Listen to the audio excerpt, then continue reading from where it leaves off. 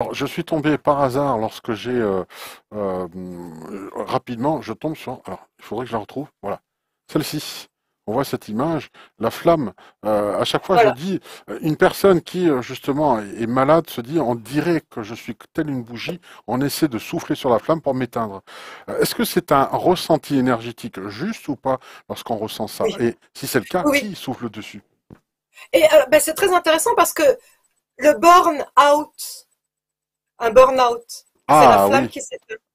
d'accord. Ah oui, oui, burn Ah oui, out. ouais, ouais. J'avais jamais Burn-out, fait c'est la le flamme lien, qui tout à fait. s'éteint. C'est exactement ça. C'est pour ça qu'on utilise la symbolique de la flamme dans la spiritualité. C'est vraiment la flamme en elle-même étant notre flamme interne, la partie spirituelle. Mais ce fameux triptyque dont je parle, où l'image que tu as montrée, c'est justement corps, mental, âme. Tout ça se retrouve dans une bougie. C'est-à-dire, la cire de la bougie, ça va être le corps. Vous conviendrez que s'il y a trop de cire, c'est-à-dire si vous êtes trop gros, eh bien, ça va vous amener des maladies et la bougie risque de s'éteindre parce qu'elle va s'auto-étouffer dans sa propre cire une fois que ça fond. S'il n'y a pas assez de cire et que vous êtes vraiment trop mince, ben, à un moment, vous vous mettez en danger aussi parce que la flamme, elle va s'éteindre d'elle-même parce qu'elle n'est pas nourrie. Eh bien, c'est exactement la même chose pour notre corps. Donc, on doit prendre soin de la cire. La mèche à l'intérieur de on va dire du corps de cire, ça va être le mental.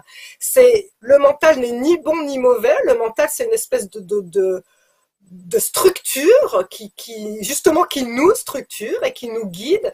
Simplement, le mental, il faut savoir que c'est un peu comme un pur sang, hein. Un pur sang, c'est le top du top des chevaux, mais si on le laisse faire n'importe quoi, il rue dans tous les coins et puis il n'y a pas moyen. À un moment, on doit apprendre à dompter notre mental pour pouvoir monter sur ce fameux pur sang comme une fière Amazone ou comme un preux chevalier, vous voyez. Et donc le mental, eh bien, il y a des clés pour apprendre à le dompter, notamment par la méditation, mais aussi par d'autres choses très simples, pour qu'il soit à notre service et pour qu'on soit puissant. Et puis enfin, dans cette bougie, ben, il y avait donc la cire et le mental qui est la mèche. Et puis ben, après, dès que ça s'allume, et bien là, on est dans notre partie divine, on est dans l'intuition, l'inspiration. Inspiration, c'est inspiration en anglais, c'est spirit qui vient à l'intérieur en langue des oiseaux, c'est l'esprit qui vient en vous, c'est votre partie divine, c'est quelque chose de non tangible et qui fait que vous allez vers plus grand que vous, vers de la créativité, vers des choses extraordinaires. Donc même si on ne croit pas à l'au-delà, même si on ne Ben croit pas à de l'aide des alors, tu guides, eh viens de bien au m'apprendre quelque moins on chose. peut croire au fait on a des capacités bien plus grandes qu'on ne soupçonne.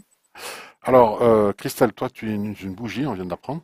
Alors que moi, je suis une neuvaine. Hein, T'as vu, en donc plus, je, j'avais mis une bougie derrière. moi, je suis plutôt une neuvaine. Hein, donc, voilà, donc ça va, c'est costaud quand même. Hein.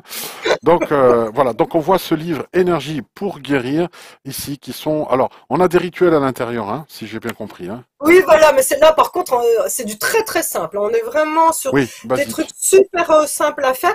Et puis